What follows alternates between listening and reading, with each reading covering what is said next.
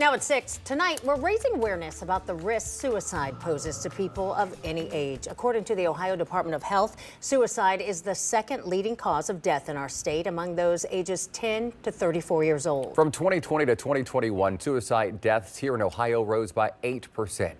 Tonight, the state is trying to make suicide prevention easier to access. 2 years ago, the state launched 988, a suicide hotline, which allows people to call or text for help anytime, any day.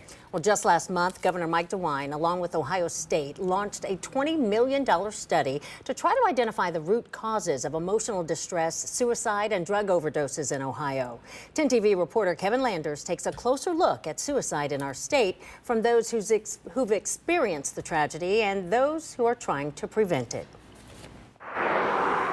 On a two-lane road, two angel wings stand in memory of Gabrielle Martin.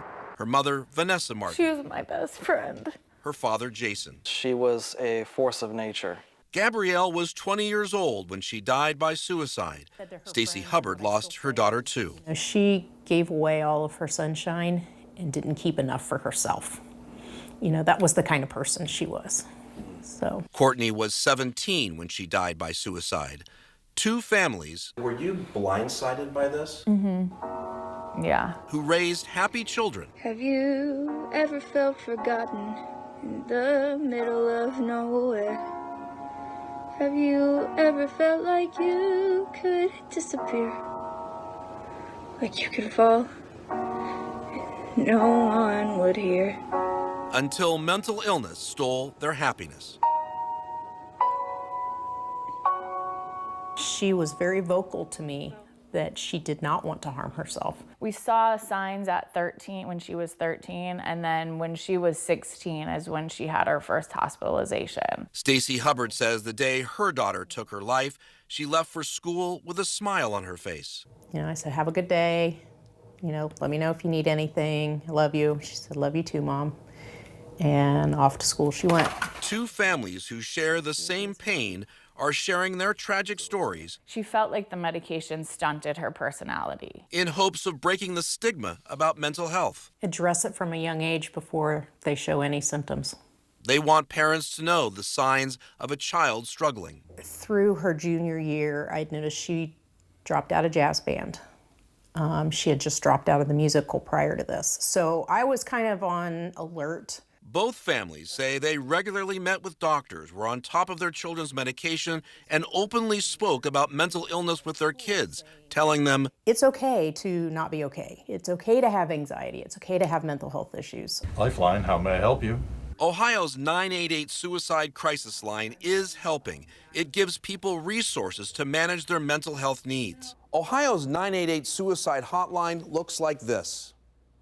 There are 19 call centers across the state, 400 full and part-time people working to answer the calls. In the beginning, there were a few thousand people who called. Today, 12,000 a month. Leanne Cronin leads the Ohio Department of Mental Health and Addiction Services. Right now, a little over a third of Ohioans are aware of the 988 crisis lifeline. She says 988 works. What needs to change is for people to not feel ashamed to call. It's not bad to ask for help. It's not something to be afraid of. Mark Goodwin is the caring voice on the other end of the line. It's a lot of isolation, loneliness, just, you know, they're feeling emotional about things. And they're struggling with how to deal with it. These people, they'll actually tell you by the end of the call, they feel a lot better. But the phone line has no permanent funding for now.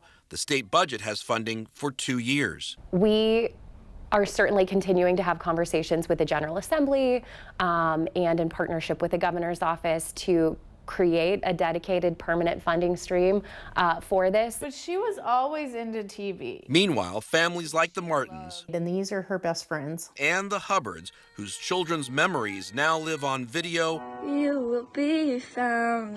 and voicemails, I love you. Happy birthday. are pushing for parents, siblings, and friends to understand the warning signs of mental illness.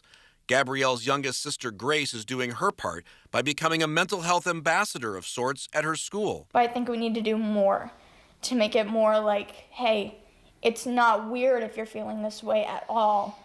And like, there are people out there who are exactly like you. Kevin Landers, 10 TV News. Remember, if you or anyone you know needs help or just to talk to someone, call or text 988. We have more mental health resources on our website at 10tv.com.